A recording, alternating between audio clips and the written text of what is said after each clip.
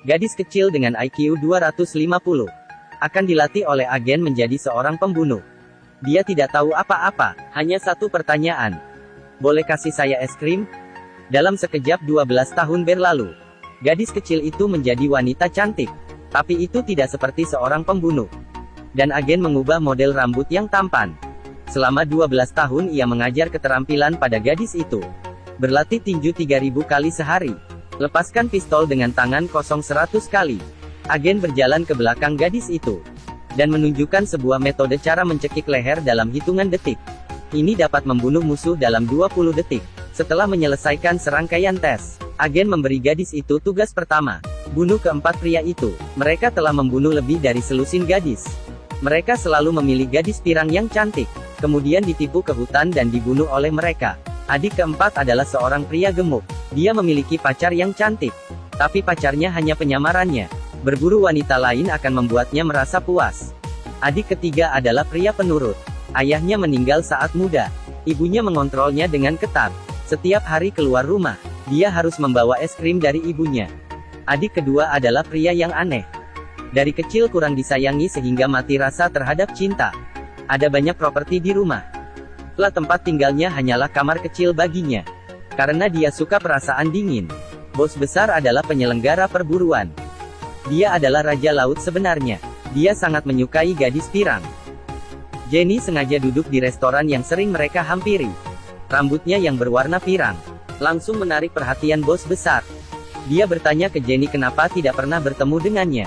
Jenny bilang dia baru saja pindah ke sini. Bos besar berpikir, ini adalah mangsa yang sempurna. Dia segera mengundang Jenny untuk pergi ke hutan bersamanya pada besok malam. Tidak disangka gadis itu mengatakan ya. Dia menganggap itu sebagai mangsa di depan mata, dan tertarik pada kecantikannya. Tak sadar dirinya adalah mangsa. Jenny menggunakan lipstik yang cerah. Setelah berdandan dengan cantik, dia naik ke mobil para pria. Dalam mobil, adik ketiga memainkan permainan memecahkan kotak surat dengan tongkat bisbol. Dia meminta Jenny untuk mencobanya. Pada awalnya Jenny menyembunyikan kekuatannya. Berpura-pura seperti gadis lemah. Kemudian, dengan dorongan para pria, dia berhasil memecahkan kotak surat dengan tongkat. Segera mereka tiba di dalam hutan. Gadis ini yang tampaknya lemah. Dia ditipu ke hutan gelap oleh 4 orang pria. Tapi pada kenyataannya, dia sedang berpura-pura. Suasana agak canggung ketika sedang duduk. Gadis itu bertanya apakah ada permainan untuk dimainkan.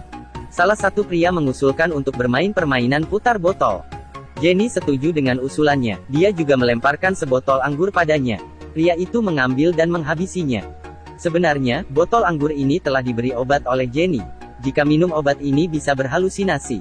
Dan melihat sesuatu yang paling ditakutkan diri sendiri.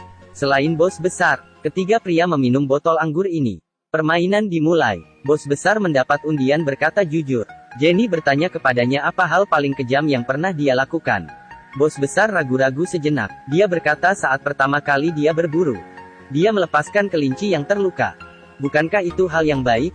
Tentu saja tidak. Melepaskan kelinci yang terluka jauh lebih kejam daripada membunuhnya. Kelihatan pria ini sangat tidak normal. Kemudian giliran Jenny. Dia mendapatkan undian risiko besar. Papan itu tertulis kata diikat. Jadi bos besar mengikatnya dengan ikat pinggang.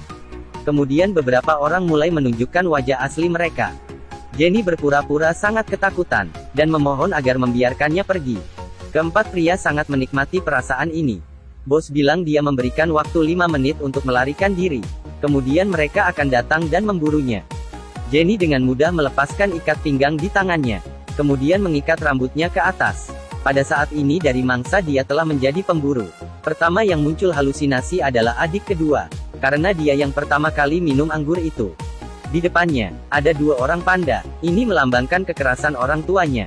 Dia dengan marah memotong pria panda itu. Tapi di depannya adalah Jenny. Jenny memukulnya dengan lutut. Kemudian menendangnya dengan kaki. Kemudian 2 pukulan dan membuatnya terjatuh. Terakhir sebuah busur menancap di hatinya. Ini adalah pria penurut. Saat ini, ada beberapa pria berkulit hitam mengelilinginya. Tidak ada ibunya di sekitar. Dia sangat takut dan berteriak memanggil ibunya. Pria berkulit hitam dengan cepat memukulinya sampai terjatuh. Tentu saja itu sebenarnya adalah Jenny. Jenny mengambil sebuah batu besar. Tanpa ragu-ragu, ia menghancurkannya. Pria gendut ini paling takut pacarnya berselingkuh. Dan sekarang dia melihat selingkuhan pacarnya. Itu adalah bosnya sendiri. Dengan kemarahan yang besar, dia memukul bos besar hingga terjatuh. Kemudian mencekik leher pacarnya. Sebenarnya ini juga Jenny. Jenny mengeluarkan jurus yang sama. Dia memukulnya dengan kuat. Kemudian dia mencekiknya dengan kuat, hingga pria itu tidak bernapas. Pada akhirnya, yang tersisa hanyalah bos Raja Laut. Dia menemukan mayat rekannya di tanah. Menyadari gadis ini tidak sederhana. Tapi ketika ia menemukan Jenny yang kelelahan, dengan baik dia membiarkan Jenny untuk istirahat terlebih dulu. Setelah itu mereka baru bertengkar. Jenny bertanya pada bos besar apa ketakutan terbesarnya. Tidak disangka jawabannya adalah sebuah tamparan di wajah. Kemudian keduanya mulai berkelahi dengan tangan kosong. Kekuatannya sebanding. Pada saat ini Jenny merebut kesempatan, dan mengeluarkan jurus diajarkan oleh agen.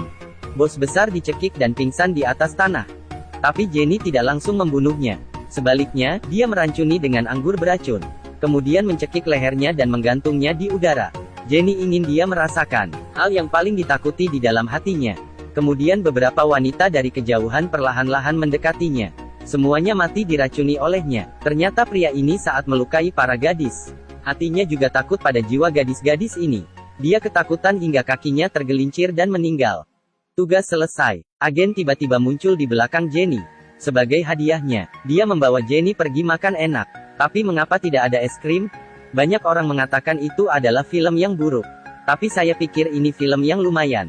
Ini adalah film psikologis. Keempat pria mati atas ketakutan diri sendiri. Dan ketakutan mereka, semua datang dari tekanan keluarga dan masyarakat. Jadi kita harus belajar untuk menghilangkan stres diri sendiri. Dan menghadapi ketakutan batin. Jangan hidup dalam kusut dan fantasi. Terima kasih sudah menonton. Jangan lupa like dan follow. Sampai ketemu lagi.